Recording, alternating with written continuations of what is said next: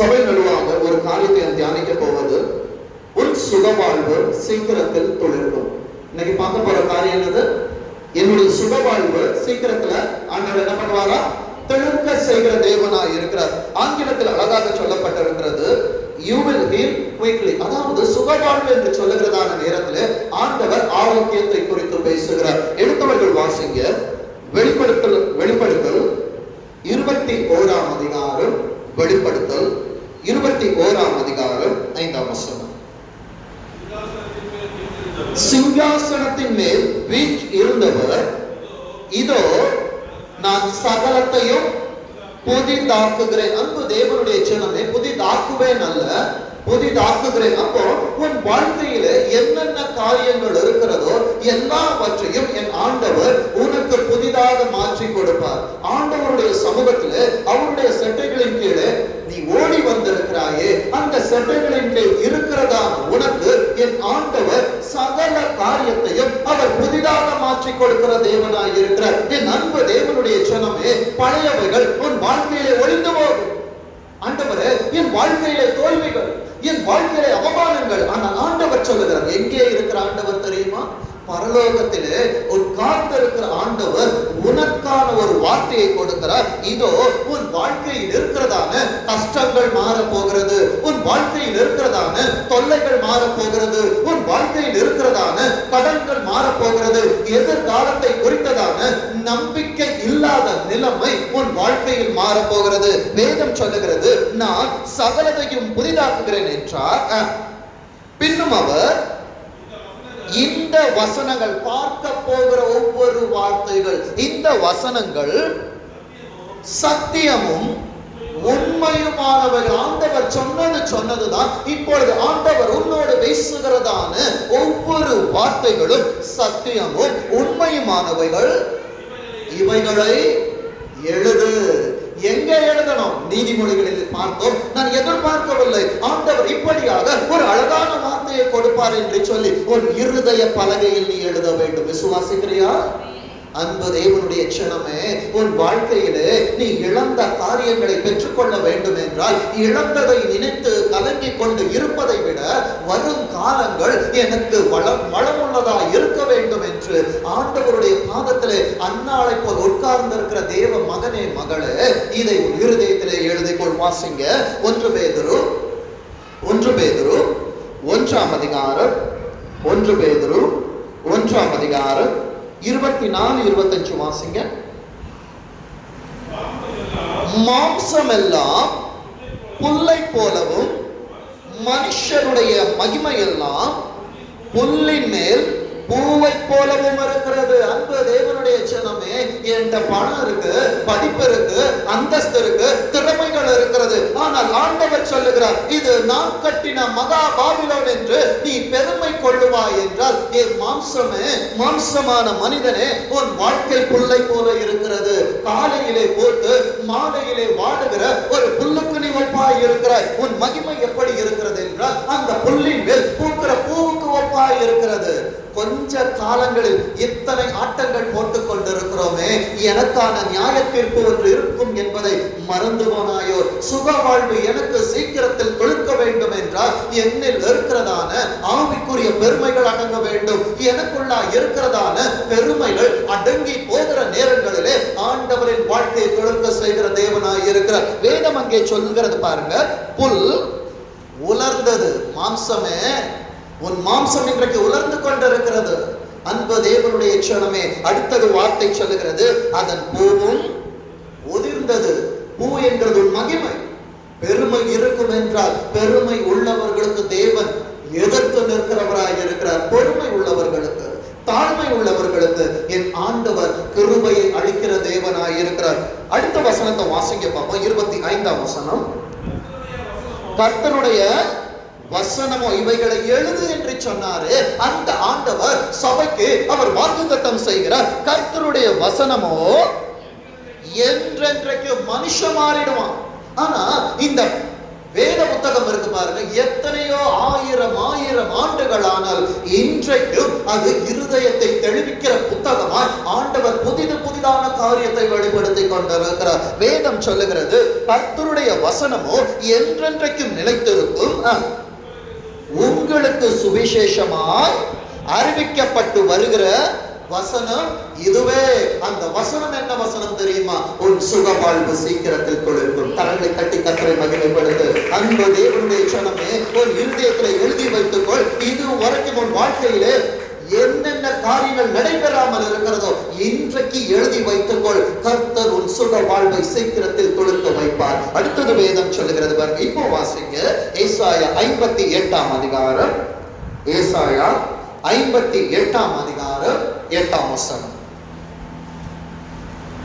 ஏசாயா 58:8. அப்பொழுது விடியற்கால வெளுப்பை போல. அப்பொழுது என்று ஆண்டவர் சொல்லுகிறாரு. எப்பொழுது ஆண்டவர்?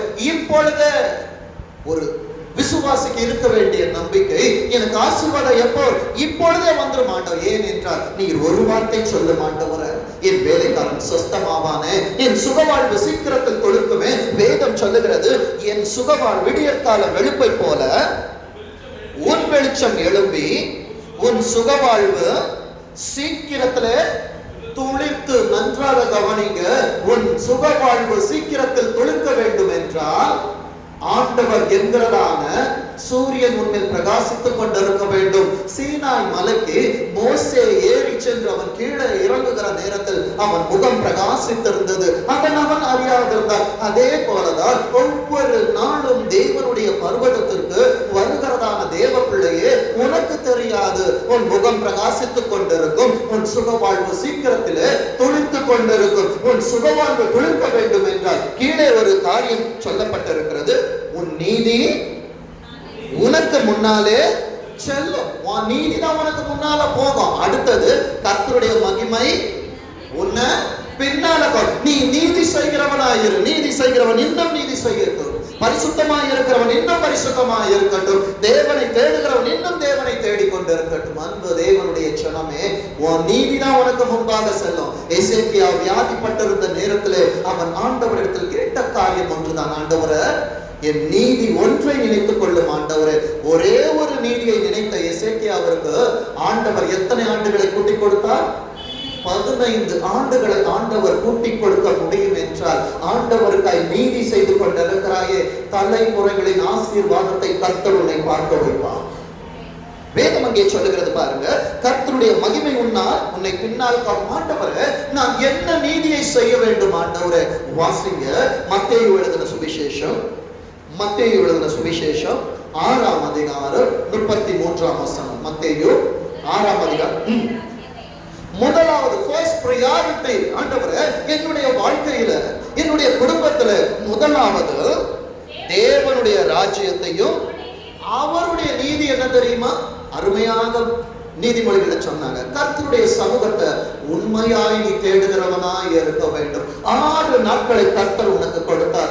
7ஆம் நாளில் அவர் ஓய்ந்திருக்கிற நேரத்தில் நீயும் ஓய்ந்திருக்க வேண்டும் என்று கர்த்தருடைய சன்னிதானத்துல ஆண்டவர் எனக்காய் என்ன பேசுகிறார், நான் என்ன செய்ய வேண்டும் என்று ஆண்டவர் என்னில் பிரியப்படுகிறார் என்று சொல்லி கர்த்தருடைய திட்டங்களை, கர்த்தருடைய சித்தங்களை நீ எடுத்துக்கொள்ளுகிறதான நேரத்துல கர்த்தரும் சுக வாழ்வை வெகு சீக்கிரத்தில் அவர் தொடுக்க வைக்கிற தேவனாய் இருக்கிறார். அப்பொழுது இவைகள் எல்லாம் ஆண்டவர் எவனி சொல்லவே இல்லை. இவைகள் எல்லாம் என்று சொல்லுகிற இடத்திலே எனக்கு ஒரு வீடு வேண்டும் ஆண்டவரே, எனக்கு ஒரு நல்ல வேலை வேண்டும் ஆண்டவரே, எனக்கு ஒரு நல்ல எதிர்காலம் வேண்டும் ஆண்டவரே, எனக்கு ஒரு நல்ல பிள்ளை வேண்டும் ஆண்டவரே, என் பிள்ளைகள் ஆசீர்வாதமாய் இருக்க வேண்டும், நான் கையிட்டு செய்கிற வேலைகளில் எனக்கு விருத்தி இருக்க வேண்டும் என்று சொல்லி ஆண்டவரிடத்தில் இவைகளை உன் இருதய பலகையில எழுது, இல்லைன்னா நீ வச்சிருக்கிற டைரியில எழுது. எழுதிட்டு உன் வலது கை அது மேல வச்சு ஆண்டவர் எனக்கு இதை செய்து முடிப்பார் என்று சொல்லு. கர்த்தர் வருகிற நாட்களிலே கர்த்தர் உனக்கு செய்வார். படிக்கிற பிள்ளைங்க சொல்லுங்க, ஸ்கூல்ல மாத்திரம் நம்ம கிளாஸ் ஒர்க் ஹோம்ஒர்க் எழுதுறது இல்ல, சபையில் உட்கார்ந்து இருக்கிற நேரத்துல உன் வாலிபத்தை தேவனுக்காய் கொடுப்பாய் என்றால் வாலிபத்தை தேவனுக்காய் கொடுத்த ஒருவரையும் ஆண்டவர் வெறுமையாய் விட்டதாக சரித்திரம் கிடையாது. வேதத்தை வாலிபத்தில் சுமந்து பார், ஆண்டவர் வாழ்க்கையை பிரகாசமாய் அவர் மாற்றிக் கொண்டிருப்பார். நான் படிக்கிற ஆண்டவரை எனக்கு புரியல. யாக்கோபிலே வசனம் சொல்லுகிறது, யாவரையும் கடிந்து கொள்ளாத தேவனிடத்தில் கேட்கிறதான நேரத்திலே அவர் உனக்கு ஞானத்தை கொடுக்கிற தேவனாய் இருக்கிறார். எபிரேய ஸ்திரீகள் பலம் உள்ளவர்கள். அப்போ என் ஆண்டவரோடு இருக்கிறதான என் பிள்ளைகள் பலம் உள்ளவர்களாய், ஞானம் உள்ளவர்களாய், காரிய சித்தை உள்ளவர்களாய், எல்லாவற்றிலும் காரிய சமர்த்தனாய் இருக்க வேண்டும். அந்த தேவனுடைய ஜனமே ஒரு சபைக்குள்ளாய் ஓடி வருகிறதான நேரத்தில் விவேகங்களை கர்த்தர் உனக்கு கற்றுக் கொடுத்து கொண்டிருக்கிறார். அந்த நீதியை குறித்து நாம் பார்ப்போம். வாசிங்க செப்பனியா 3ஆம் அதிகாரம், செப்பனியா 3ஆம் அதிகாரம் 5ஆம் வசனம். அதற்குள் இருக்கிற கர்த்தர் சபைக்குள் வந்திருக்கிறாயே, பேழைக்குள் வந்திருக்கிறாயே, நான் ஏன் இங்கே சபைக்கு வந்தேன், என்னை ஏன் ஆண்டவர் கொண்டு வந்தார் என்று உனக்கு கேள்விகள் இருக்கலாம். அதற்கான பதில் தான் இது. வேதம் சொல்லுகிறது, அதற்குள் இருக்கிற கர்த்தர் நீதி உள்ளவர். நீ ஆண்டவருக்காய் நீதி செய்தால் அவர் உனக்கு நீதி செய்வார். வேதம் சொல்லுகிறது, சபைக்குள் இருக்கிறதான கர்த்தர் நீதி உள்ளவர், அவர் அநியாயம் செய்வதில்லை, அவர் குறைவில்லாமல் காலைதோறும் தம்முடைய நியாயத்தை விளங்க பண்ணுகிறார். அப்போ அதிகாலை ஆண்டவரை தேட வேண்டுமே, தேட வேண்டிய நான் ஆழ்ந்த உறக்கத்தில் இருக்கிறேன். என் குறைவை மாற்றுகிற நேரம் அதிகாலை நேரம். நான் கேட்கிற காரியங்களை ஆண்டவர் எனக்கு கொடுக்கிற நேரம் காலை நேரம். அந்த காலை நேரத்துல தான் கிரவுண்ட்ல போய் பாக்குறோம்னா எல்லாரும் வாக்கிங் போவாங்க. ஏன்னா சிலருக்கு கொழுப்பை குறைக்கணும். அதே போலதான் ஆவிக்குரிய கொழுப்பு இருக்கும், அதை குறைக்க வேண்டும் என்றால் அன்பு தேவனுடைய ஜனமே, நீ முழங்காலில் நிற்கிற நேரத்துல ஆண்டவரோடு ஆராதித்துக் கொண்டிருக்கிறதான நேரத்திலே ஒரு பெருமைகளை ஆண்டவர் தகனித்துக் கொண்டிருப்பார். ஆண்டவரை போற்றுகிறதான நேரத்திலே உனக்குள்ள இருக்கிறதான ஆவிக்குரிய பெருமைகளை ஆண்டவர் எடுத்து போடுவார். நானல்ல தேவனே, சொல்லுங்க, நானல்ல தேவனே என்று சொல்லுகிற மனப்பக்குவம் எப்பொழுது எனக்கு வரும் என்றால், சுகவாழ்வு எனக்கு துளிப்பதற்கு முன்பாக சில படிகளின் நடுவாய் ஆண்டவரனை நடத்தி கொண்டு போவார். சில நேரங்களில் அது பாடு உள்ளவைகளாயிருக்கும், சில நேரங்களில் அது வேதனை மிகுந்ததாகவும் இருக்கும். ஆண்டவரை, நான் உபத்திரவப்படுகிறது நல்லது, உன் பிரமாணங்களை நான் கற்றுக்கொள்கிறேன் என்று ஆண்டவரிடத்தில் உன்னை உண்மையாய் நீ கொடுப்பாய் என்றால் அவர் உனக்கு அநியாயம் செய்கிற தேவன் அல்ல. உன் குறைவை மாற்றும்படியாக காலையில் நியாயத்தை உனக்கு அவர் வெளிப்படுத்துகிறார். நீ என்ன தவறை செய்தாய், ஆண்டவருக்கு எங்கே தவறி கொண்டிருக்கிறார், ஆண்டவருடைய சொல்லை நீ எங்கே கேளாமல் இருக்கிறாய், பெற்றோருக்கு நீ எங்கே செவி கொடுக்காமல் இருக்கிறாய் என்பதை ஆண்டவர் உனக்கு வெளிப்படுத்தி கொடுக்கிற நேரம் தான் காலை நேரம். அங்கே வேதம் சொல்லுகிறது பாருங்க, தம்முடைய நியாயத்தை விளங்க பண்ணுகிறார். அநியாயக்காரனோ வெட்கம் அறியான். அவனுக்கு வெட்கம் கிடையாது, ஆண்டவரை குறித்த கரிசனை கிடையாது, சபையை குறித்த பாரம் கிடையாது, துருவிருந்தை குறித்ததான பக்தி வைராக்கியங்கள் கிடையாது. இன்றைக்கு ஆண்டவருடன் ஐக்கியப்பட்டிருக்க வேண்டிய நாளல்லவா என்கிறதான இருதயத்தின் உறுத்து இருக்கும் என்றால், இருதயம் குத்துண்டவர்களாக இருப்பார்கள் என்றால், இன்றைக்கு ஒருவரும் வராதபடிக்கு வீடுகளில் இருக்க முடியாது. ஏனென்றால் இது ஆண்டவருடைய கல்யாண விருந்து. ஆண்டவர் யாரையும் கட்டாயப்படுத்த மாட்டார். அன்பு தேவனுடைய ஜனமே, கர்த்தருடைய வருகை இன்றைக்கு இருக்கும் என்றால் சபை எடுத்துக் கொள்ளப்படுமே, என் குடும்பம் எங்கே இருக்கும் சிந்தனை செய்கிற நேரம். அன்பு தேவனுடைய ஜனமே, என் குடும்பம் பாளையத்திற்குள்ளாய் இருக்க வேண்டும். பாளையத்திற்கு புறம்பாக தேவனுடைய பிரசன்னம் இறங்குகிற நேரத்தில் ஆடு மாடு மேய்ந்தாலும் கர்த்தர் அதை அடிக்கிறார் என்று வேதம் நமக்கு கற்றுக் கொடுக்கிறது. என் அன்பு தேவ சபையை விழுத்துக்கொள். தேவனிடத்தில் சொல்லு, ஒவ்வொரு நாளும் எனக்கு ஓய்வு நாளாக இருக்கிறது. கர்த்தருடைய சமூகத்தில் நான் வருகிற நேரத்தில் பயபக்தியோடு இருப்பேன் என்றால் கர்த்தரின் சுகவாழ்வை துளிர்க்க செய்வார். ஆண்டவர் எனக்கு சத்ருவாய் மாறுவார் என்றால் அன்பு தேவனுடைய ஜனமே, ஜீவன் உள்ள தேவனுடைய கையில் விடுவது பயங்கரமாயிருக்கும். வேதம் சொல்லுகிறது பாருங்க, செப்பனியா 3ஆம் அதிகாரம் 7ஆம் வசனத்தை வாசிங்க. உன் வாசஸ்தலம் நிர்மூலமாகாதபடிக்கு நன்றாக கவனிங்க. நீதிமொழிகளிலும் இதுதான். ஆண்டவர் ஒரு காரியத்தை 2 தரம் அவர் உறுதி செய்கிறார் என்றால், தேவ சபையை மனம் திரும்பு. நீ யாரா இருந்தாலும் சரி, சகைவை போல என்கிட்ட எல்லாம் இருக்கு, ஆண்டவர் இடத்துல எல்லாம் கொடுத்துட்டார், நீ யாரா இருந்தாலும் சரி, கர்த்தர் பேசுகிற நேரத்தில் சாமுவேலை போல கர்த்தாவை சொல்லு, அடியை கேட்கிறேன் என்று சொல்லிக்கிறேன். ஒவ்வொரு வாரமும் ஆண்டவரின் கல்யாண விருந்து என்பதை மறந்து போகாது. வேதம் அங்கே சொல்லுகிறது பாருங்க, உன் குற்றம் ஆகாதபடிக்கு நீ எனக்கு பயந்து படித்து கொள்ளுதலை ஏற்றுக்கொள். நீ உனக்கு மேல ஏற்றுக்கொள்ள வேண்டும்.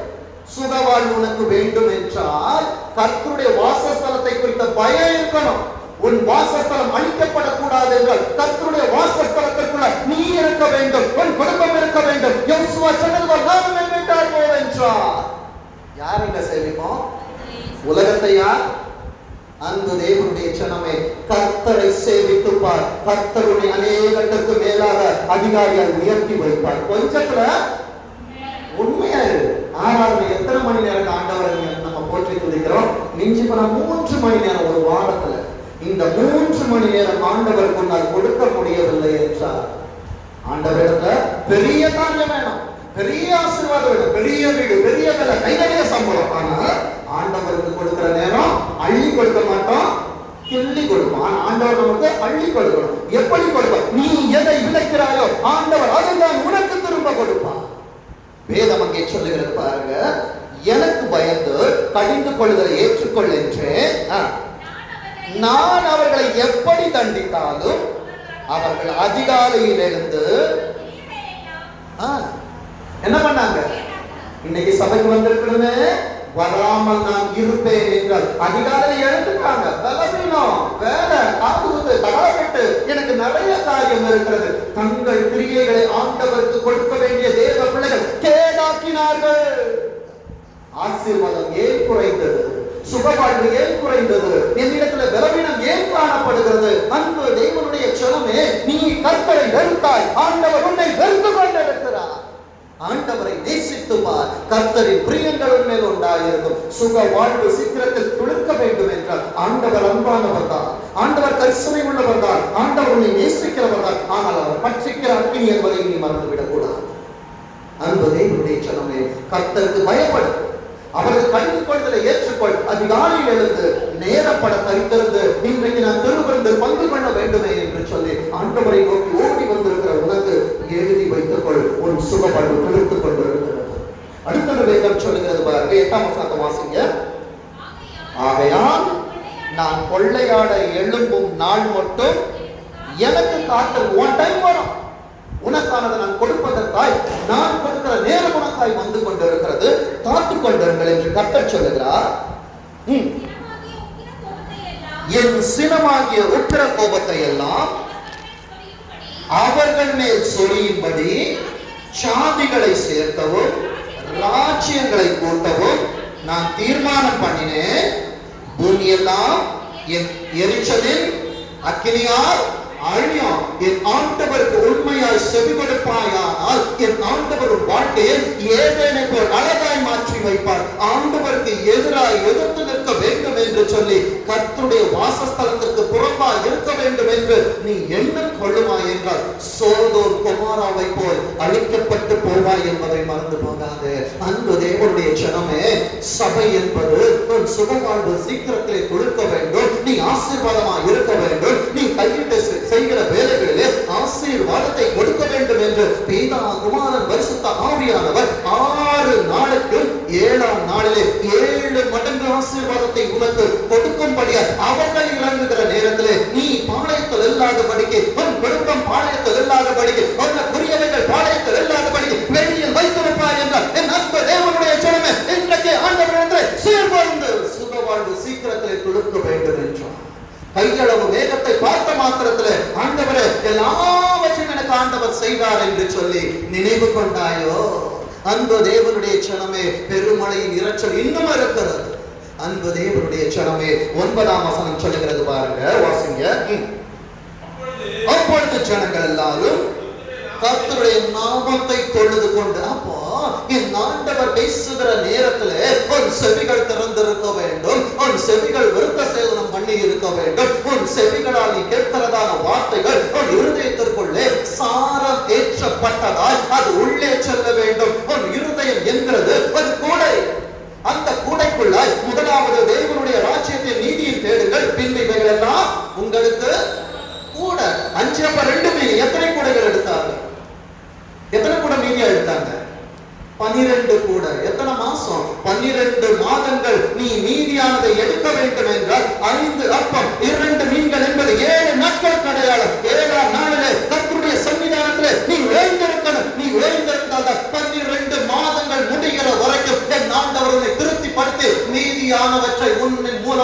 என் ஆண்டவர் எடுக்க வைப்பான். விசுவாசிக்கிறியா? சத்தியம் கொஞ்சம் கஷ்டம்தான். அன்பு தேவனுடைய ஜனமே, குழந்தையா இருந்த பொழுது குழந்தைய போல பேசணும். குழந்தைக்கு ஏற்ற மாதிரி சபை வளர்கிற நேரத்துல குழந்தையை போல அல்ல, ஆவிக்குரிய ஆழமான சத்தியத்திற்குள்ள நடத்தி செல்லுவது என் தலைமையில் வளர்ந்த கடமை. அன்பு தேவனுடைய ஜனமே, அங்கே வேதம் சொல்லுகிறது பாருங்க, ஜனங்கள் எல்லாரும் கர்த்தருடைய நாமத்தை தொழுது கொண்டு என்ன மனம்? ஒரு மனம்.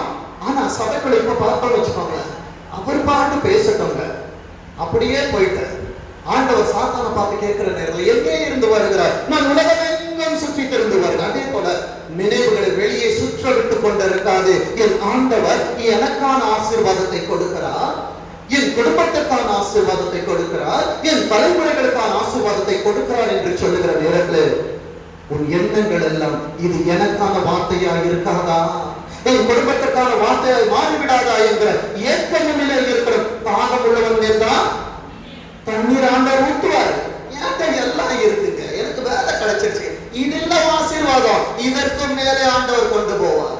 10 ஆடை கொடுத்த உடனே தாவீது நினைச்சிருப்பான், எங்க அப்பா என்கிட்ட ஆடை எல்லாத்தையும் கொடுத்துட்டாரு, இந்த ஆட்டுக்கெல்லாம் நான் தான் சுதந்திரவாளி என்று சொல்லி அவன் நினைத்து ஆண்டவரை சுர மண்டலத்தினால் பாடி குதிக்காமல் இருந்திருப்பான் என்றால் அவன் ஆடுகளுக்கு பின்பாக தான் நினைந்து கொண்டிருப்பான். ஆனால் அவனுக்கு தெரியும், ஆடுகள் அல்ல என் இலக்கு, என் ஆண்டவரை போற்றுகிற நேரத்தில் சிம்மாசனம் எனக்காய் வைக்கப்பட்டிருக்கிறது. கரங்களை தட்டி கர்த்தரை மகிமைப்படுத்து. அன்பு தேவனுடைய சனமே, பாடுகளுக்கு பின்பாக ஆழ்ந்து கொண்டிருக்கிறாயே, உனக்கு பாடுகள் அல்ல, என் ஆண்டவர் உனக்கு சிங்காசனங்களை வைத்திருக்கிறார். அந்த சிங்காசனங்கள் வேண்டும் என்றால் கர்த்தரை குறித்த பயபக்தி உனக்கு இருக்க வேண்டும். அந்த பக்தி இல்ல, பயம் இல்ல, ஆண்டவர் தானுங்க, பார்த்துக்கலாம். பாஸ்டரையே பார்த்தாச்சு, ஆண்டவரை பார்க்க மாட்டோமா? ஆண்டவர் கிருபை உள்ளவர், ரொம்ப நாளைக்கு கிருபை நீடிக்காது.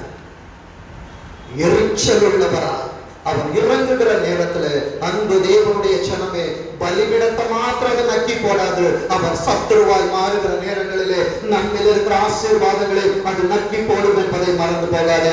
அன்பு தேவனுடைய ஜனமே, ஒரு மனம் வேண்டும். அவருக்கு ஆராதனை செய்யும்படிக்கு நான் அவர்கள் பாஷையை சுத்தமான பாஷையாக மாற பண்ணுவேன். நீ சபைக்கு வருகிற நேரத்திலே தான் உன் பாஷைகள், உன் பார்வைகள், உன் தரிசனங்களை ஆண்டவர் மாற்றுவார்.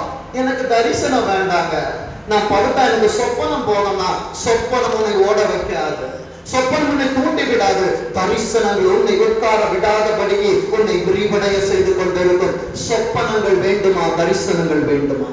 சுகவாழ்வு வேண்டும் என்றால் தரிசனங்களை பார்க்கிறவனாய் மாறு.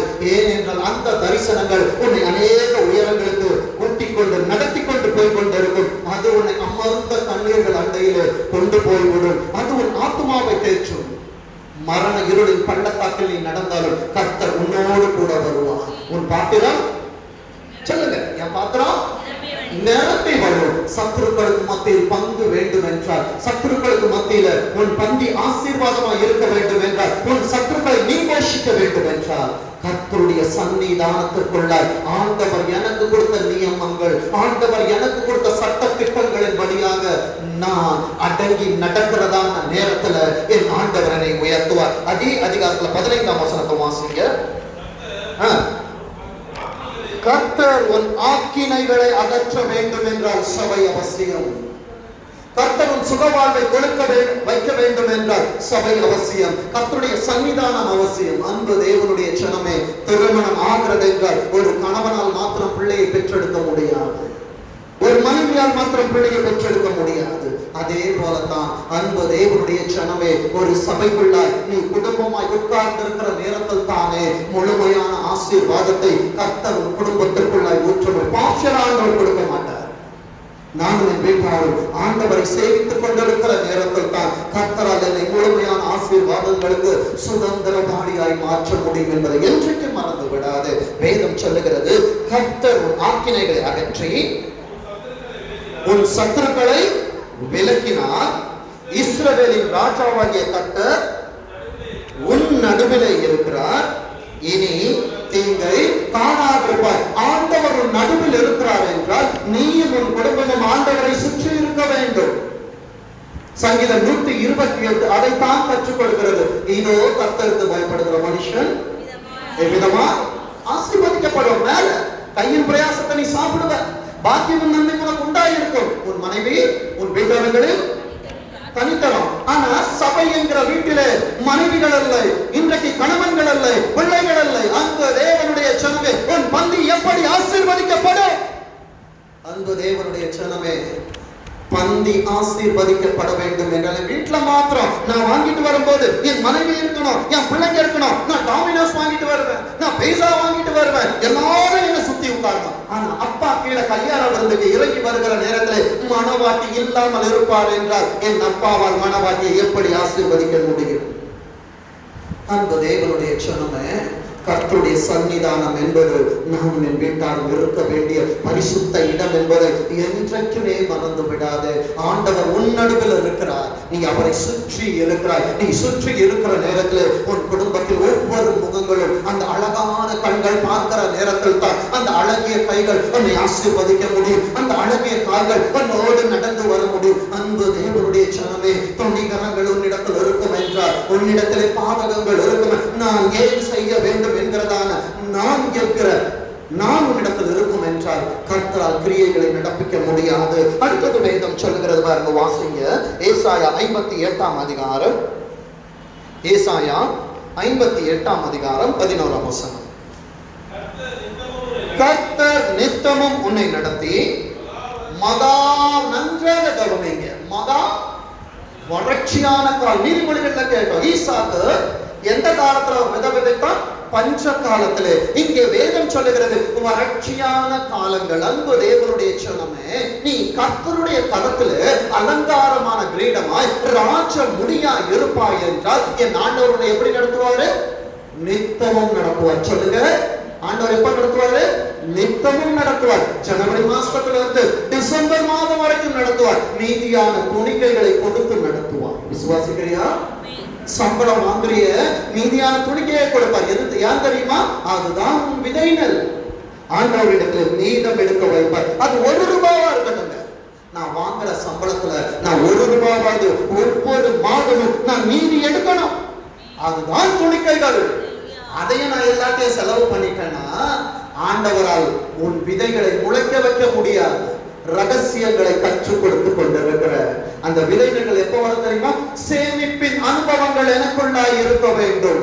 உமது வார்த்தைகள் கிடைத்த உடனே அதை உட்கொள்ளுகிறாயே, அதே போல கர்த்தர் உனக்கு கொடுக்கிற ஆசீர்வாதங்களை திறந்து காட்டாதபடிக்கு நீ அதை எடுத்து வைக்கிறவனாய் இருக்க வேண்டும். அது சில நேரங்களில் பிள்ளைகளுக்கு யூஸ் ஆகும். அது பிக்ஸட் டெபாசிட்டா இருக்கட்டும், இல்ல ரெக்கரிங் டெபாசிட்டா இருக்கட்டும், இல்ல இன்வெஸ்ட்மெண்டா இருக்கட்டும். ஆனா இன்னைக்கு எனக்கு சம்பளம் வந்த உடனே இன்னைக்கே நான் காலி பண்ணிட்டு உதவி வருகிறதான தங்களுக்கு நேராக கண்களை ஏறெடுக்கிறேன்னா வானத்துல இருந்து ஒத்தாசை வராது, வானத்துல இருந்து எரி நெருப்பு தான் கீழே வரும்.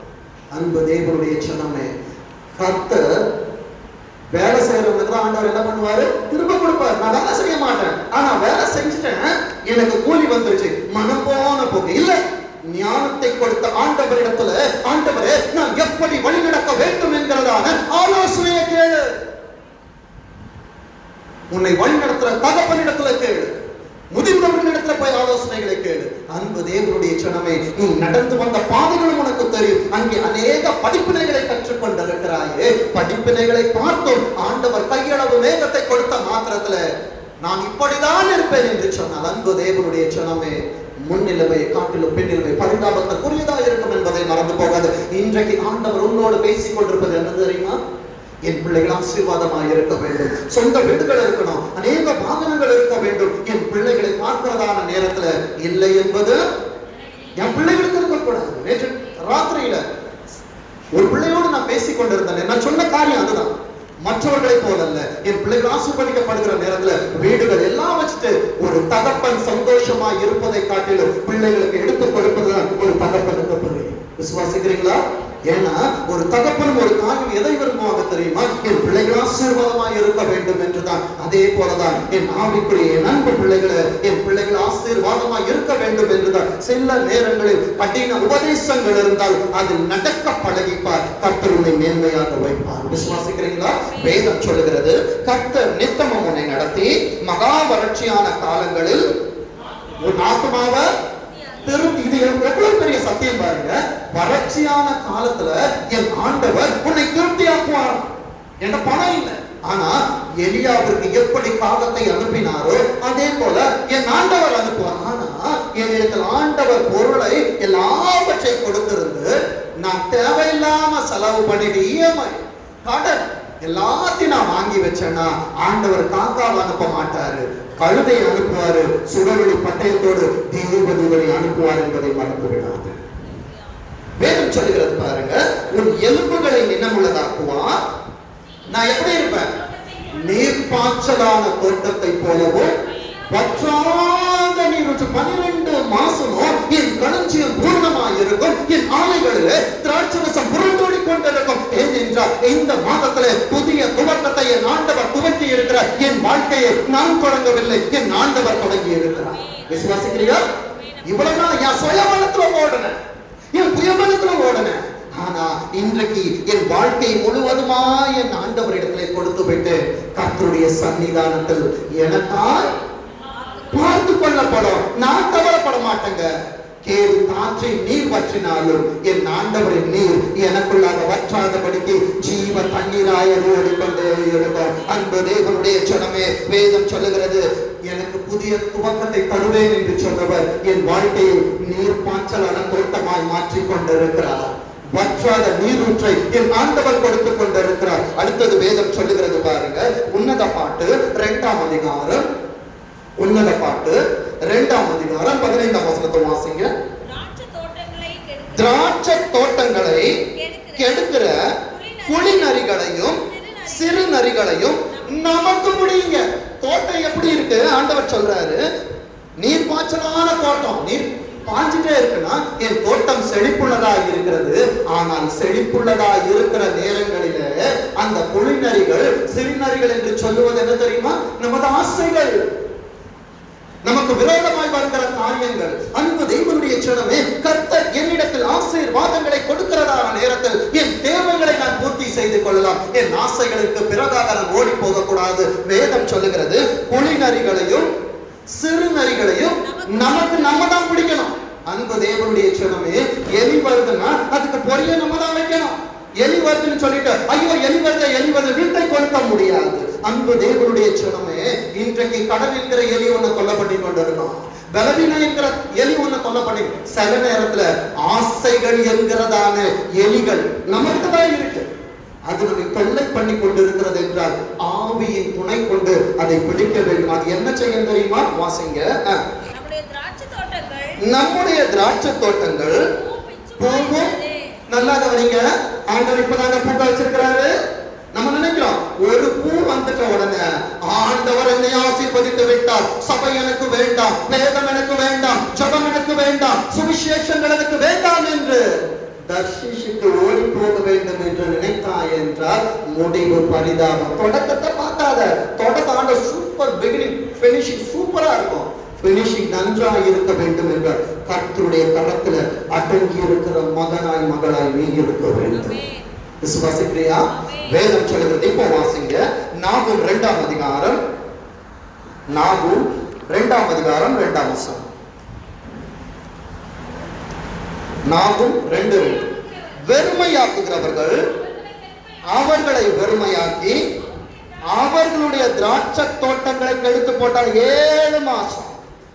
நீ நினைச்ச இவர்களின் நண்பர்கள், இவர்களுக்கு நன்மை செய்வாங்க, இவர்களின் உறவினர்கள் இவர்களுக்கு எல்லா காரியங்களையும் செய்வார்கள் என்று சொல்லி 7 மாதங்கள் உன் காரியங்களை அவர்களிடத்தில் வெளிப்படுத்தி உன் காரியத்தை எல்லாம் வெறுமையாக்கி உட்கார்ந்திருக்கிற என் தேவ பிள்ளையே, 8ஆம் மாதத்துல கர்த்தர் உனக்கு நல்ல துவக்கத்தை கொடுக்க வேண்டும் என்று அவர் பிரியப்பட்டுக் கொண்டிருக்கிறார். 8ஆம் மாதத்துல உன் வாழ்க்கை ஆசீர்வாதமாய் என் ஆண்டவர் மாற்ற வேண்டும் என்று அவர் பேசிக் கொண்டிருக்கிறார். ஆண்டவரே, இவங்களை நான் ரொம்ப நம்பினப்பா, என் உயிருக்கு மேலாக நேசிப்பேன் ஆண்டவரே, ஆனாலும் எனக்கு துரோகம் செஞ்சுட்டாங்க. என்னுடைய தொழில்களில், என்னுடைய வேலை ஸ்தலத்துல எனக்கு வர வேண்டியதை அவர்கள் தட்டி பறித்து விட்டார்கள். கலங்கி போகாத, ஆகாசிகளுடைய நித்திரையை ஆண்டவர் கெடுப்பார். வேதம் சொல்லுகிறது பாருங்க, வெறுமையாக்குகிறவர்கள் அவர்களை வெறுமையாக்கி அவர்களுடைய திராட்சை கொடிகளை, நன்றாக செடிகளை அல்ல கொடிகளை, உன் உன் ஆசீர்வாதம் பரவி போவோம். திராட்சை செடியை பார்த்தோம்னா கொடிகள் பரவி கொண்டிருக்கும். உன் செடியை அது பட்சிக்கவில்லை, உன் கொடிகளை அவர்கள் கெடுத்து போட்டாலும் கர்த்தர் யாக்கோபின் மகிமையை திரும்பி வர பண்ணுவது போல இஸ்ரவேலின் மகிமையையும் திரும்பி வர பண்ணுவார். நீ சபைக்குள்ளாக வருகிற நேரத்தில் 8ஆம் மாதத்துல இந்த வாரத்துல என் ஆண்டவர் இழந்து போனதான ஒரு மகிமைகளை ஆண்டவர் திரும்பி வர பண்ணுவார். கரங்களை தட்டி கர்த்தரை மகிமைப்படுத்த உனக்காக ஆண்டவர் முதலைகளின் தலைகளை நறுக்கி கொண்டிருக்கிறார். அவைகளுக்கு சிறகுகளை உண்டு பண்ணி கொண்டிருக்கிறார். நீ கடன் வாங்குகிறவன் அல்ல, நீ கடன் வாங்குகிறவன் அல்ல, யாரிடத்திலும் கை ஏந்துகிறவன் அல்ல. என் ஆண்டவர் உன்னை கடனை கொடுக்க வைப்பார். என் ஆண்டவர் பல ஆயிரங்களுக்கு மேலே உன்னை உயர்த்தி வைப்பார். நீ அநேக ஜாதிகளுக்கு கடன் கொடுப்பார், நீ கடன் வாங்காதிருப்பார். அன்பு தேவனுடைய ஜனமே, உன் கொடிகளை யார் கத்தரித்து போட வேண்டும் என்று நினைத்தாலும் உன் மகிமையை ஆண்டவர் திரும்பி வர பண்ணுவார். நாம் செய்ய வேண்டிய காரியத்தை வாசிங்க. பிரசங்கி 7ஆம் அதிகாரம், பிரசங்கி 7ஆம் அதிகாரம் 14ஆம் வசனத்தை வாசிங்க. வாழ்வு காலத்தில் நன்மையை அனுபவிச்சு ஆண்டவர் உனக்கு ஆசீர்வாதத்தை கொடுத்தா தப்பித்தனம் பண்ணாத. என் பிள்ளைகளுக்கு கொடுக்க வேண்டிய காரியத்தை கொடுக்காம இருக்காத, மனைவிக்கு செய்ய வேண்டியதை செய்யாமல் இருக்காத. அன்பு தேவனுடைய ஜனமே, பிசினித்தனம் பண்ணி வறுமை அடைவாரும் உண்டு, வாரி இறைத்து விருத்தி அடைவாரும் உண்டு. அன்பு தேவனுடைய ஜனமே, கர்த்தருடைய வார்த்தையை மற்றவர்களுக்கு கொடுப்பார் என்றால் ஆண்டவர் உன்னை விருத்தி அடைய வைப்பார். இல்ல இது வசனம், நான் யாருக்கும் கொடுக்க மாட்டேன். வசனத்தை செய்திகளை அனுப்புகிற நேரத்தில் இது நான் மட்டும் நான் இல்ல, நிறைய பேருக்கு ஷேர் பண்ணுங்க. யோபு தன் சிநேகிதனுக்காய் வேண்டுதல் செய்தான். உன் வாழ்க்கையை மாற்றின வசனம் அநேகருக்கு நன்மைகளை கொண்டு போகட்டும். வார்த்தை சொல்லுகிறது, வாழ்வு காலத்துல நன்மைய என்ன பண்ண அனுபவிக்காம சாப்பிட மாட்டாங்க. நிறைய பேர் நல்ல உடை உடுத்த மாட்டாங்க. சேர்த்து மதிகடனே இன்று இரவு ஜீவனுடன் எடுபட்டு போகுமானால் நீ சேகரித்தவைகள் யாருக்குரியதா? இன்னைக்கு சேர்த்து வச்சிருவாங்க. 60 வயசுல நான் சாப்பிடணும்னு நினைப்பாங்க. சுகர், பிபி, உடம்பு ஒத்துழைக்காது. அன்பு தேவனுடைய ஜனமே, செலவாளியாவும் இருக்காது, கஞ்சனாகவும் இருக்காது. வாழ்வு காலத்துல நன்மையை அனுபவித்துரு. தாழ்வு காலத்துல என்ன பண்ணணும்? சிந்தனை. ஏன் எனக்கு ஆண்டவர் வனாந்திரத்தை காண்பித்தார்? ஏன் ஆண்டவர் என்னை கெபிக்குள்ளாக கொண்டு போய் கொண்டிருக்கிறார்? ஆண்டவர் கெபியை உனக்கு கொடுப்பது, மகனே உனக்கு நான் ராஜ்யபாரத்தை கொடுப்பேன், யுத்தம் வரும். எந்த கெபிக்குள்ள உட்கார்ந்தனா எந்த நாட்டு ராஜா வருகிற நேரத்தில் அவனை நீ பிடித்துக் கொள்ளலாம் என்பதற்காய் வனாந்திரத்தை காட்டுன, கெபியை காட்டுன, எல்லாவற்றையும் நான் காட்டி பழக்குவித்துக் கொண்டிருக்கிறேன். மகனே வனாந்திரத்தில் நன்றி சொல்லு, கெபியிலே நன்றி சொல்லு. ஆண்டவர் உனக்கு கொடுத்திருக்கிற ஆசீர்வாதங்களுக்காகவும் நன்றி சொல்லு. ஆண்டவரே, இந்த ஆசீர்வாதங்களின் கரத்தில் வந்தவுடனே முதலாவது என் விதையை நான் ஆண்டவருக்கு எடுத்து வைக்க வேண்டுமே. எந்த குடும்பம், எந்த மனிதன் ஆண்டவருக்காக முதல் விதையை எடுத்து வைக்கிறானோ அந்த குடும்பத்துல என் ஆண்டவர் மீதியான தொழுகைகளை எடுத்து வைக்க கிருபை செய்வார். கரங்களை தட்டி கர்த்தரை மகிமைப்படுத்தி அனுபவித்துக் கொண்டிருக்கிற என் பிள்ளைகளுக்கு தெரியும் எத்தனை கூடைகளை மீதியாக எடுத்துக் கொண்டிருக்கிறார்கள் என்று. எடுத்து வைத்துப்பார். முதலாவது தேவனுடைய ராஜ்யம் நீதி என்ன தெரியுமா? கர்த்தர் உன்னை ஆசீர்வதிக்கிற நாளில உனக்குரிய விதையை கர்த்தருக்காய் நீ எடுத்து வைக்கணும். அடுத்தது வேதம் சொல்லுகிறது பாருங்க, மனுஷன் தனக்கு பின் வருவது ஒன்றையும் கண்டுபிடியாதபடிக்கு தேவன் இவ்விரண்டையும் ஒன்றுக்கொன்று எதிரடையாக வைத்து. நீ நினைக்கிற இன்னைக்கு ஆசீர்வாதமா இருப்பேன்னு ஆண்டவர் ஊதி போடுவார் என்றார் மேலே இருக்கிற நீ கீழே வருவ. ஆண்டவர் உனக்காக காற்றை பண்டக சாலையில் வரைவிடுவார் என்றார், கீழே இருக்கிற நீ மேல போக. அன்பு தேவனுடைய ஜனமே, எது எப்ப நடக்கும்னு தெரியாது. அன்பு தேவனுடைய ஆனா ஒன்று தெரியும், கர்த்தரும் சுக வாழ்வை தொழுக்க செய்து கொண்டிருக்கிறார். வாசிங்க ஏசாயா 30ஆம் அதிகாரம், ஏசாயா 30ஆம் அதிகாரம் 26ஆம் வசனம். நன்றாக கவனிங்க. ஆண்டவரே, நான் தொழித்து, நான் வளர்ந்து ஆசீர்வாதமா இருந்தேன், ஆனா என் வாழ்க்கையிலே குறை என்று சொல்லி நினைத்துக் கொண்டிருக்கிறாயே. வசனம் உனக்கானதுதான். வேதம் சொல்லுகிறது, கர்த்தர் தமது ஜனத்தின் முறிவை கட்டி அதன் அடிக்காயத்தை. அப்போ உன்னுடைய வேர்ல இந்த சிறுநறிய குளிநறிய என்ன பண்ண தெரியுமா? குழி தோண்டி திராட்சை பழங்களை பறிக்காது, இருக்கிற வேர்களை கடிக்கும். அன்பு தேவனுடைய ஜனமே, உன் பேஸ்மெண்ட் காயப்பட்டு இருக்குதா, உன் விசுவாசம் சேதப்பட்டு இருக்கிறது என்றால் என் ஆண்டவர் சொல்லுகிறார், அடிக்காயத்தை குணமாக்கும். நன்றாக கவனிங்க, ஆண்டவர் உன்னை குணமாக்கி கொண்டிருக்கிறார். சுகர் வியாதியா இருக்கட்டும், முதுகுவலி, கைவலி, தலைவலி, கால்வலி, தலையிலிருந்து பாகத்திலிருந்து என்ன காரியங்கள் இருந்தாலும் கர்த்தர் அடிக்காயத்தை குணமாக்கும் நாளிலே சந்திரனுடைய வெளிச்சம். இந்த சந்திரன் யார் தெரியுமா? உன் மனைவிதான் சந்திரன். எப்படி இதை என் மனைவி சந்திரன் என்று சொல்ல முடியும் என்றால், யோசேப்பு தரிசனம் பார்த்த நேரத்திலே யாக்கோபு சொன்னான், சூரியனின் சந்திரன் என்னை வணங்கினது, நட்சத்திரங்கள் எனக்கு சுற்றிலும் வணங்கி நின்றது என்று சொல்லி. அப்போ சந்திரன் மனைவியாக இருக்கிறார். கர்த்தர் உன் காயத்தை ஆற்றுவார் என்றால் முதலாம் ஆசீர்வாதம் உன் மனைவியின் இடத்திலிருந்து தான் வரும். ஈசாக்கு தன் மனைவிக்கார் வேண்டுதல் செய்தார், கர்த்தர் அவர் கர்ப்பத்தை திறந்தார். அன்பு தேவனுடைய ஜனமே, சத்தியம் பெரியது. வார்த்தை சொல்லுகிறது, அடிக்காயத்தை ஆண்டவர் குணமாக்குகிற நாளிலே உன் சந்திரனுடைய வாசிக்க, சந்திரனுடைய வெளிச்சம் சூரியனுடைய வெளிச்சத்தை போலும். அப்போ உன்னிலே எவ்வளவு வெளிச்சம் இருக்கிறதோ அந்த வெளிச்சம் உன் மனைவியிடத்தில் போகிறது. உன் ஆசீர்வாதங்கள் உன் மனைவியிடத்தில் போகிறது. மண்ணிலிருந்து எப்படி எலும்பு எடுக்கப்பட்டதோ அதே போல ஒரு குடும்பத்திற்குள்ளாய் கர்த்தர் வருகிற நேரத்திலே, சபைக்குள்ளாய் ஆண்டவர் குடும்பங்களை தேடுகிற நேரத்திலே, ஒரு கணவனும் மனைவியும் இருக்கிற நேரத்திலே முதலாவது ஆசீர்வாதம் என்கிற கர்ப்பத்தை உன் மனைவியின் இடத்தில் ஆண்டவர் திறப்பார். அதற்கு தேவை என்ன தெரியுமா? கணவனில் இருக்கிறதான காரியம் மனைவிக்குள்ளாய் போக வேண்டும். வேதம் சொல்லுகிறது, சந்திரனுடைய வெளிச்சம் சூரியனுடைய வெளிச்சத்தை போலவும் சூரியனுடைய வெளிச்சம். அப்போ எனக்கு ஒரு வெளிச்சம் இருக்கிறது. அந்த வெளிச்சம் எத்தனை மடங்கு தெரியுமா?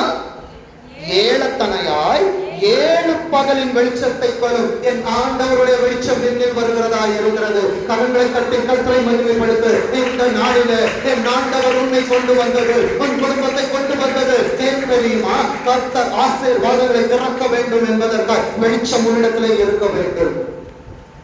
எங்க வீட்டுல ஒரு பூவை ஒண்ணு வாங்கிட்டு வந்தோம், அல்லிப்பூவை வாங்கிட்டு வந்து வச்ச உடனே மொட்டு முதல்ல மேல வந்தது, சூரிய வெளிச்சம் பட்ட உடனே மலர்ந்தது. அதே போலதான் வெளிச்சம் இருக்கிற வரைக்கும் ஆசீர்வாதங்கள் மலர்ந்து கொண்டிருக்கும். ஆனாமே ஒரு ஜெபம் என்கிறதான ஆண்டவர் என்கிறதான வெளிச்சம் முன்னிலே இருக்கிற வரைக்கும் உன் மனைவி கனி கொடுத்து கொண்டே இருப்பாள். உன் வீட்டை அவள் விசாரித்துக் கொண்டிருப்பாள். உன் பிள்ளைகளை அவள் அழகாக வளர்த்துக் கொண்டிருப்பாள். உன்னிலே வெளிச்சங்கள் மங்காதிருக்கும் வரை.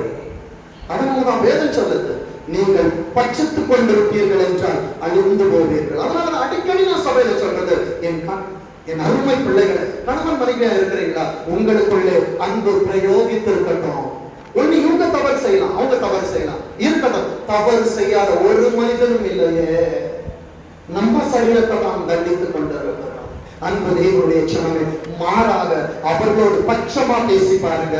இந்த வெளிச்சம் அங்கே பிரயோகிக்கிற நேரத்திலே அநேக ஆசீர்வாதங்களை கர்த்தர் உன் குடும்பத்திலே திறப்பார். சுக வாழ்வை ஆண்டவர் கொடுக்க வைக்கிற தேவனாய் இருக்கிறார். வாசிங்க ஏசாயா 43ஆம் அதிகாரம், ஏசாயா 43ஆம் அதிகாரம் 18ஆம் வசனம். முந்தினவர்கள என் மனைவி தப்பு செஞ்சுட்டாங்க, என் கணவன் தப்பு செஞ்சுட்டாங்க, முந்தினவர்களை நினைக்காத. அது முடிந்தவர்களாகவே இருக்கட்டும். என் ஆண்டவர் உனக்கு எல்லாவற்றையும் புதிதாக்குகிறாரு. உன் குடும்பத்தை ஆண்டவர் புதிதாக்குகிறார். உன் ஆசீர்வாதங்களை புதிதாக்குகிறார். உண்மையிலே ஆண்டவர் புதிய காரியங்களை செய்கிறார். முந்தினவர்களை நினைக்க வேண்டாம், பூர்வமானவைகளை சிந்திக்காது. அவங்க என்ன வேணாலும் பண்ணியிருக்கிறாங்க. உன்னை காட்டிலும் அறிவாளிகளாக கூட இருக்கட்டும், பெருமைப்படும். என் மனைவி என்னை காட்டிலும் சிந்தனை மிகுந்தவளாய் இருக்கிறார், எனக்கான ஆலோசனைகளை கொடுக்கிறவர்களாய் இருக்கிறார். என் கணவன் என்னை காட்டிலும் அவர் அறிவுள்ளவராய் இருக்கிறார் என்றால் ஆண்டவருக்கு நன்றி சொல்லு. அதற்காக உனக்கு என்ன தெரியும் கேட்காதீங்க. சில நேரங்களில் நம்ம நினைக்கிறோம் எல்லாம் எனக்கு தெரியும். அமைதியாக இருக்கிறவர்கள் இடத்துல அநேக ரகசியங்கள் இருக்கும். அன்பு தேவனுடைய ஜனமே, நிறைப்படம் என்ன பண்ணாது, தலைவர் அமைதியாக தான் இருக்கும். நம்ம நினைக்கிறோம் அவங்களுக்கு ஒண்ணுமே தெரியாது. இல்லைங்க, எல்லாமே தெரியும். ஏன் என்றால் ஆண்டவர் ஒரு மனிதரையும் மனுஷியும் படைக்கிற நேரத்தில் ஞானம் உள்ளவர்களை தான் படைத்து வைத்திருக்கிறார். இந்த அன்பின் பரிமாணம் ஒரு குடும்பத்திற்குள்ளாய் வரும் என்றால் அங்கே சுகமாழ்வு தெழுக்கும், ஆண்டவரின் பாதுகாப்பும் உண்டாயிருக்கும். வேதம் சொல்லுகிறது வெளிப்படுத்தல் 21ஆம் அதிகாரம், வெளிப்படுத்தல் 21ஆம் அதிகாரம் 3ஆம் வசனம் 4ஆம் வசனத்தை வாசிங்க. மேலும் பரலோகத்திலிருந்து உண்டான ஒரு பெரும் சத்தத்தை, இவ்வளவு நேரம் பரலோகத்தின் சத்தத்தை கேட்டிய, இப்ப இன்னொரு சத்தத்தை கேட்க போற. கணவனுக்கும் மனைவிக்கும் உள்ள ஒரு அன்பு பரிபூரணப்படுகிறதான நேரத்தில் அந்த குடும்பத்திற்குள்ளாக, அந்த வாசஸ்தலத்திற்குள்ளாக என் ஆண்டவர் சொல்லுகிறது, ஒரு பெரும் சத்தத்தை கேட்டேன். இதோ அப்ப தேவனுடைய வாசஸ்தலம் எங்க இருக்கு? ஆண்டவர் இங்கே வாசமாக இருக்கிறார். வாசஸ்தலத்தை எங்க வச்சிருக்கிறாரு? ஒரு கணவனும் மனைவியும் இருக்கிற இடத்துல தேவன் வாசஸ்தலத்தை வைத்திருக்கிறார். அப்போ அந்த இடத்துல நாங்க சண்டை போட்டுக்கிட்டு இருப்போம் என்றால் தேவனுடைய வாசஸ்தலம் கேராபீன்கள் சேராபீன்கள் செட்டைகளை அடித்து மேல போயிடும். ஆசீர்வாதமாக இருக்காங்க. நான் பைபிள் படிக்கிறேன், உபவாசம் பண்றேன், தீர்க்க தரிசனம் சொல்றேன், அங்கே தேவனுடைய வாசஸ்தலம் இடாது. கர்த்தருடைய பெரும் சத்தத்தை கேட்டுக் கொண்டிருக்கிறார் என் அன்பு தேவனுடைய பிள்ளையே. வேதம் சொல்லுகிறது, மனுஷர்கள் இடத்திலே, மனுஷர் என்று சொல்லுகிற நேரத்திலே கணவனும் மனைவியும் தேவனுடைய வாசஸ்தலம் இருக்கிறது. அவர்களிடத்திலே அவர் வாசமாயிருப்பார், அவர்களும் அவருடைய சனமாயிருப்பார்கள். ஆண்டவர் உன்னில் வாசமாயிருப்பார் என்றால் 6 நாள் அவர் உங்ககிட்ட இருப்பாரு, 7ஆம் நாளில் அவர் அவரிடத்திற்கு வந்து விடுவார். நீ அவர் சனமாய் இருப்பாய் என்றால் அவரை பார்க்க இங்கே வருவார். இங்கே வருகிற நேரத்தில் போகும்போது அவரும் அவங்களோட வருவார். அப்ப நான் ஆலயத்திற்கு வரவில்லை என்றால் அந்த 6 நாட்களும் நான் ஆண்டவர் இல்லாதவனாய், ஆண்டவரின் வாசஸ்தலம் இல்லாதவனாய் வாழ்ந்து கொண்டிருக்கிறேன் என்பதை மறந்து போகாது. வேதம் அங்கே சொல்லுகிறது பாருங்க, அவர்களிடத்தில் அவர் வாசமாய் இருப்பார், அவர்களும் அவருடைய ஜனங்களாய் இருப்பார். தேவன் தாமே அவரே வருவார். தேவ தூதர்களை கூட அனுப்ப மாட்டார். ஒரு நல்ல குடும்பத்தில், சண்டை இல்லாத குடும்பத்தில், அன்பு மிகுந்த குடும்பத்தில் தேவன் தாமே அவர்களோட கூட, இந்த கூட என்ன கூட தெரியுமா? தேவனுடைய ராஜ்யத்தையும் நீதியும் தேடுகிற நேரத்துல இவர்கள் எல்லாம் கூட கொடுப்பான்னு சொன்னாரு. கூட கூடையால் என் ஆண்டவர் உனக்கு ஆசீர்வாதத்தை கொடுப்பார். தேவன் தாமே அவர்களோட கூட இருந்து கூட அவர் ஆசீர்வதிப்பார். வேதம் சொல்லுகிறது, கூட இருந்து அவர்களுடைய தேவனாக இருப்பார். 4ஆம் வசனம், அவர்களுடைய கண்ணீர், கணவன் கண்ணீர் படித்தால் மனைவியும் கண்ணீர் சிந்த வேண்டும். இதுதான் உண்மையான குடும்பம். கணவன் சந்தோஷமாக இருப்பான் என்றால் அந்த சந்தோஷத்துல நீ சிரிக்கிற, நீ அப்படிலாம் இருக்கக்கூடாது.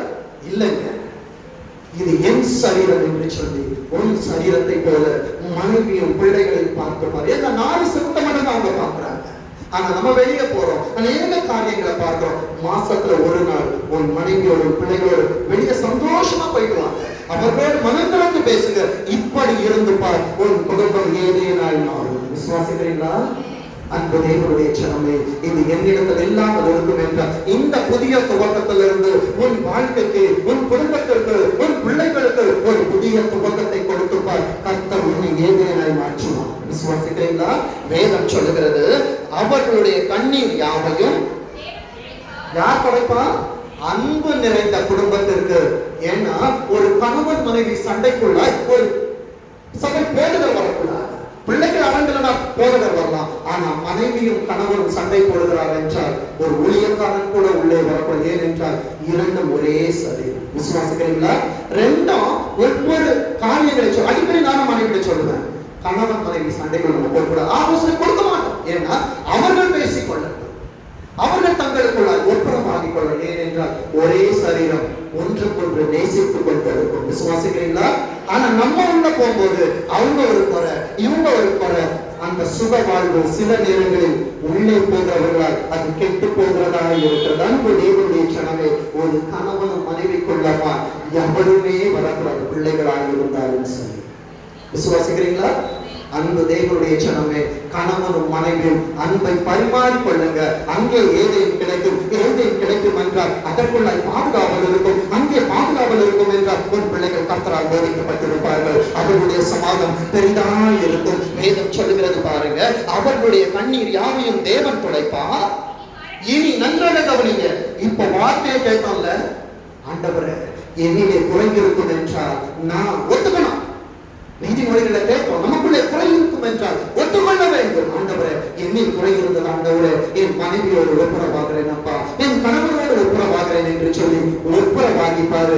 கண்ணீரை மாத்திரம் ஆண்டவர் அங்கே துடைக்க மாட்டார். இனி மரணம் 4 திசைகளின் ஆசீர்வாதங்கள் இருக்கிறது. மரணம் என்று சொல்லுகிற நேரத்தில் அந்த குடும்பத்திற்குள்ளே ஆசீர்வாத குறைவு இருக்காது. ஃபர்ஸ்ட் என்னது? மரணம் என்பது ஆசீர்வாதத்தின் மரணங்கள் இருக்காது. அடுத்தது துக்கம் இருக்காது. அலறுதல், ஐயோ என் வாழ்க்கை இப்படி ஆயிடுச்சு, என் கணவன் என்னை சொல்லிட்டாங்க, என் மனைவி என்னை துக்கப்படுத்த, அலறுதல் இருக்காது, புலம்பல் இருக்காது. அந்த குடும்பத்திற்குள்ள சங்கீதங்கள் இருக்கும், உன்னத பாட்டுகள் இருக்கும். இதெல்லாம் நம்ம வாசிக்க மாட்டோம். வீட்டுல போய் உன்னத பாட்டை வாசிச்சு பாருங்க, எவ்வளவு அழகாக ஒரு மனைவியை வர்ணித்து அவர் எழுதி இருக்கிறார் என்று சொல்லி. அன்பு தேவனுடைய சனமே, உங்களை வர்ணிக்க சொல்லல, அன்பை பரிமாறிக்கொள். வேதம் சொல்லுகிறது, அங்கே மரணம் இல்லை, துக்கம் இல்லை, அலறுதல் இல்லை, வருத்தம். வருத்தம் எப்ப வரும் தெரியுமா? பிரியமானவர்கள் நேசிக்க நம்ம நினைக்கிற திடீர்னு நம்ம வேலைக்கு போயிடுவோம். ஆனா அந்த அன்பான உள்ளம் உனக்காய் அழுது கொண்டிருப்பதை உன்னால் அறிந்து கொள்ள முடியாது. ஆனா உண்மையான அன்பு இருக்கும் என்றால், நீ வேலை ஸ்தலத்துக்கு போவது 4 போன் பண்ணிட்டு எப்படிமா இருக்கிற போவதற்கு நம்ம ஒப்புரவாயிடு. ஏனென்றால் அது உன் சரீரம்.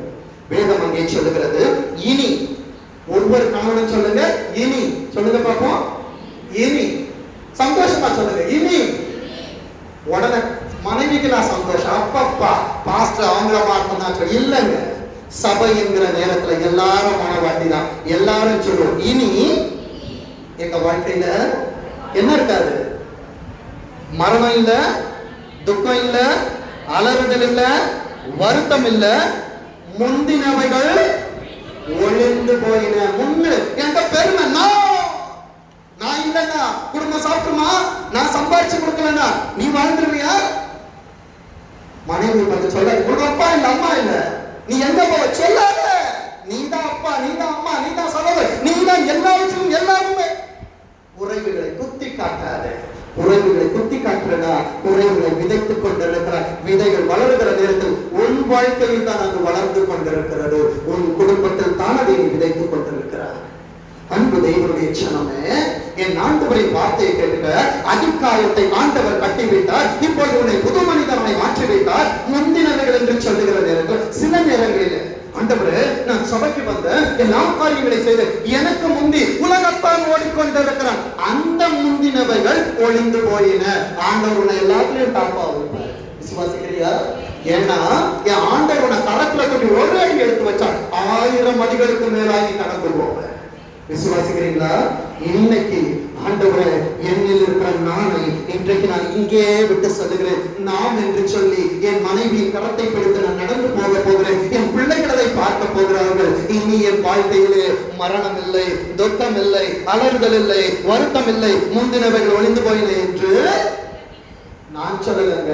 பரலோகத்தின் சத்தம் உன்னோடு பேசிக் கொண்டிருக்கிறது. இதை எடுத்துக் கொள்ளுவாய் என்றால் கர்த்தர் உன்னை ஆசீர்வதிப்பார். கர்த்தர் உனக்காய் கொடுக்கிற ஆசீர்வாதத்தின் வார்த்தை எடுத்து வைத்துக் கொள்ளுங்கள்.